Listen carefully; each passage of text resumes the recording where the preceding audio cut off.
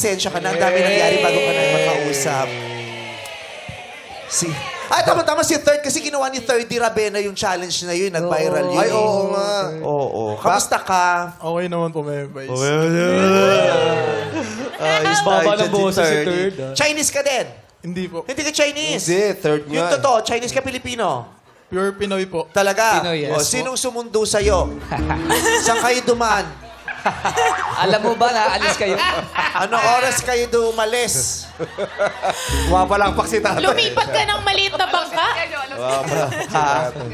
Ngayon alam niya na, hindi na joke. Pilipino siya talaga. Pero yung features niya kasi may... Sabay kasi wala... Ayun, Parang hindi ko alam kung makakakita ka pa ngayon ng Pilipinong yung itsura ay purong Pilipino yung features. Yes. Di ba? Kasi syempre Melting pot na tayo eh. Yes. Jokes. Tsaka matagal na panahon pa. Diba? Ang Matagal na diverse na ng mga tao sa Pilipinas, di ba? Oo. Dami na ring lahi ang naging ang nanirahan dito at nagkakaroon ng pamilyang Namuhay dito. true, di ba? Ano apelido mo Third? Santos po. Third Third Santos. Santos. Akala ko Solomon. Di ba third, fourth, fifth Solomon? Ay, sa PBB. Kambal. Parang mahihiyain ito. Sakto lang po. Parang Sakto. kamukha mo to. Bakit? Ang laki ng mata. Parang kahawig mo. Alam mo, Mag-smile ka nga. Smile guys, smile. try mo minsan magtutu squirt ka din. Cute mo, cute niya. Okay. So, si Third pareho silang 22 anyos. Yes. Mga bata pa ito. Oo, mga bata pa, nagmahal na. Maaga kang nagmahal, Third? Medyo po. Anong edad? 17. 7. Ikaw, Shobe. Shobe. Anong edad ka unang Ay! Ang ganda din ng mata mo, kamukha mo naman ito. Ginawa mo naman sila manika. At least mga mukha silang manika.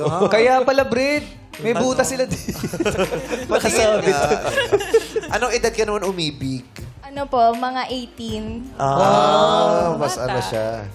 May research bang nagsasabing mas mapusok sa relationship ang mga lalaki kaysa sa babae? Yung check nyo kung may research na nagsasabing mas maagang jumojowa ang mga lalaki kaysa sa babae. May mga ganyan may mga inaaral yung mga ganyan Kung sino una nagde-develop. May mga data silang iniipon sa ganyan Feeling Pwede rin, ko mas kasi lalaki. aggressive kasi lalaki. Sila Hindi, yung tsaka- una nagpapasabi ng kung ano yung nararamdaman nila. Naliligaw sila. At saka sa babae, mas may pigil yung mga magulang eh. Mas Lalo bawal. na Diba? dito sa Pilipinas. May mas Oo. pigil eh. Pwede. Sa culture natin. Oo. Yung ganun. Kaya siya 18, ito ay 17. So Yes. maaga ka rin nasaktan o hindi ka naman nasaktan nung una kang umibig? Nasaktan din po. Talaga. Oo, Paano? Ouch ba yun? Aray. Mas masakit yun eh. Aray. Mas malutong pag-aray. Oo, aray. Ikaw, nakaramdam ka na ng sakit talaga, yung malalang sakit sa pag-ibig? Opo. Oh, buti nga sa inyo. Uy!